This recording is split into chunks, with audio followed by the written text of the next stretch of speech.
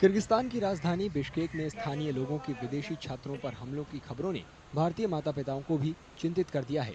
Bishkek में पढ़ रहे भारतीय छात्रों के माता पिता ने केंद्र सरकार से अपने बच्चों की सुरक्षित घर वापसी की गुहार लगाई है।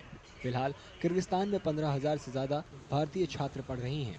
उनमें से ज्यादातर मेडिकल की पढ़ाई कर रहे हैं। अलका सोलंकी का बेटा राज बिश्केक में मेडिकल छात्र है। उन्होंने बेटे की सुरक्षा पर चिंता जताई है। पर वहाँ पर अभी 2 दिन से हुए आतंकी हमलों से काफ़ी डरा हुआ भी है वो। और हम यहाँ पे मैं भी काफ़ी डरी हुई हूँ इस मैटर को लेके, क्योंकि वो एमबीबीएस के लिए कुछ सपने लेके गया था। वो मेरे भी कुछ सपने थे कि मेरा बेटा, लेकिन अभी बहुत एकदम डरा सा लग रहा है सब कुछ।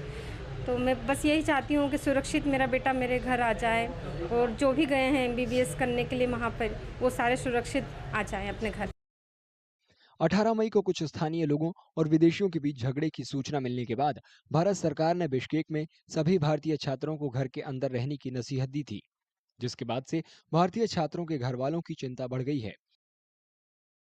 लेकिन जो बिश्केक का माहौल है उससे वो बहुत डरे सहमे हैं सारे बच्चे वहाँ पे।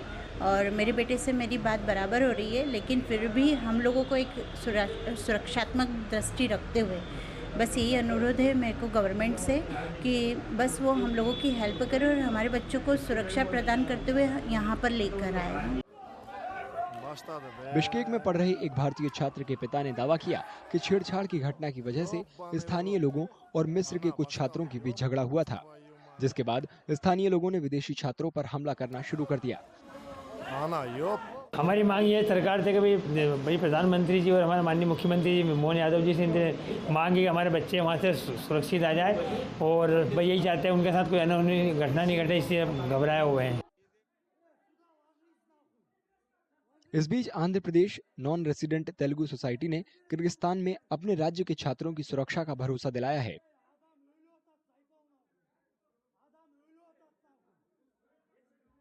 We heard a few days ago there was some incident between the locals in Kyrgyzstan, the area where the medical colleges are there. There it seems about 21 medical colleges in the capital area where a lot of foreign students are studying, especially Indian students. I hear there are about 15,000 Indian students, of which Telugu speaking students are about 5,000. And same way Pakistani students are there, Egyptian students are there, and there was an issue between the Egyptian students and the locals there. मेधापति के मुताबिक कुछ मिस्र और पाकिस्तानी छात्र घायल हुए हैं, लेकिन किसी भी भारतीय छात्र को कोई नुकसान नहीं पहुंचा है। So we've been in touch with our Telugu students, some of the Telugu students over the last 2-3 days. And so far what we heard is our students are asked to stay indoors in their hostels, and that's what they're doing. They're, nobody got hurt or nothing happened to our students so far. But we've been in touch with them on a continuous basis, and we are, writing to embassy also to ensure that their safety is taken care, and if necessary, our students should be evacuated and brought back.